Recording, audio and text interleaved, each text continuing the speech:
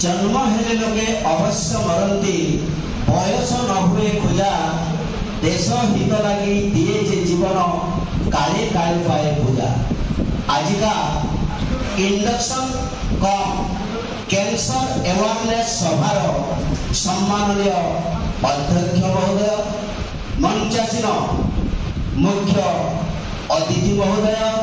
सम्मानित अतिथि महोदय एवं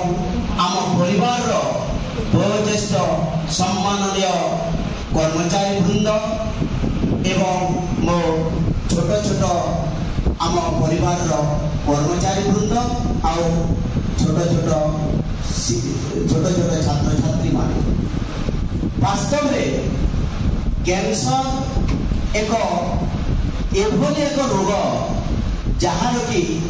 चिकित्सा नहीं कहिले चले किंतु तार चिकित्सा निश्चित रूप से हो प्रति आमको से रोग प्रति आमको युद्ध करने को पड़ो एवं केउ अस्त्र धरी युद्ध करवा से अस्त्र ना होची सचेतन अस्त्र। सचेतनता माध्यम आम कैंसर रोगर दूरीकरण करिपरिबा। आज यही कार्यक्रम जेहेतु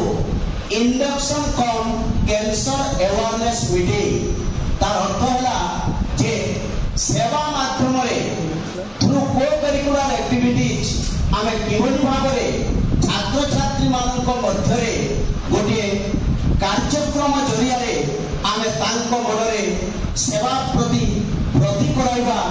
एवं तार दुईटी मुख्य ब्रांच रही आम महाविद्यालय रे गोटे होची एनएसएस एवं अन्यटी होची ओआरसी।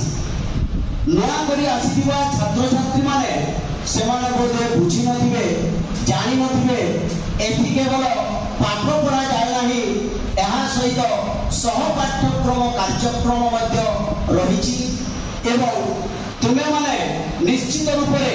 एनएसएस ओआरसी कार्यक्रम जरिया तुमे सेवा जोगाई पारिबो श्रमदान करि पारिबो एवं निश्चय दिने बड़ मनुष्य तुमे आश्रय पाई पारिबो। जेतेबेले सेवा और ममतार प्रतिमूर्ति मदर टेरेसा तांकर किछि नथिला किंतु खंडे बिस्कुट पैकेट रे से समस्त रोगींकर मन को मोहि नहीं आज से नोबेल पुरस्कार प्राप्त होइछन्ति। एहार अर्थ है जे आम पाखरे अभिप्रेरणा रहिबा आवश्यक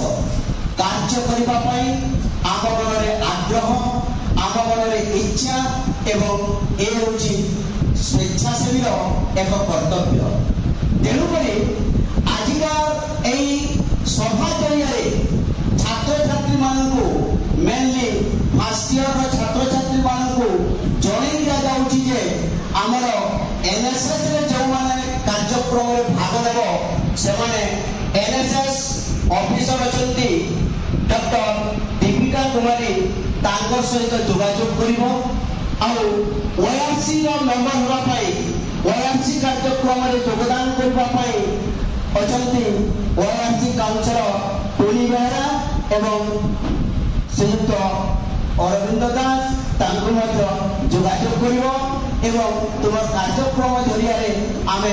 कॉलेज रो ना करबा सहित हमर सेवा काम रे किछि करि पाइबा। पथप्रांत नाटक हेउ ड्रामा हेउ एग्जिबिशन हेउ किंबा पाला दास काठिया ए सब माध्यम रे आमे कार्यक्रम करि पारिबा।